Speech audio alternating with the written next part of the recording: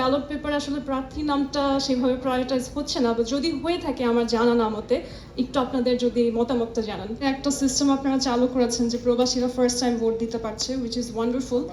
But আমি একটা জিনিস খেয়াল করলাম, এবং আপনারা যেটাকে বেআইনি বলছেন যে সবাই শেয়ার করে ফেলছে গোপনীয়তা নষ্ট করে তাদের ব্যালট পেপারটা, বাট সেইভাবে আসলে আমি যেটা খেয়াল করলাম যে প্রবাসীদের যে ব্যালট পেপারটা সেখানে শুধুমাত্র মার্কাটা প্রিন্টেড হয়েছে। এটা আমি জানার জন্যই প্রশ্ন করছি, আপনারা এক্সপ্লেন করতে পারেন যে প্রার্থী কোন মার্কা রিপ্রেজেন্ট করছে সেটা ইজিলি বোঝার জন্য ব্যালট পেপারে কোনো প্রসেস আপনারা রেখেছেন কিনা।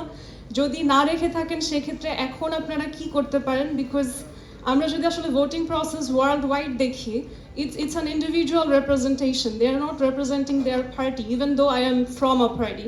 It's of the people, by the people, for the people of my constituency. তো এখন যত উন্নত দেশ আছে কোথাও কিন্তু আসলে মার্কাও আর ব্যবহার হচ্ছে না, একেবারে প্রার্থীর নামটাই ফোকাসড হচ্ছে।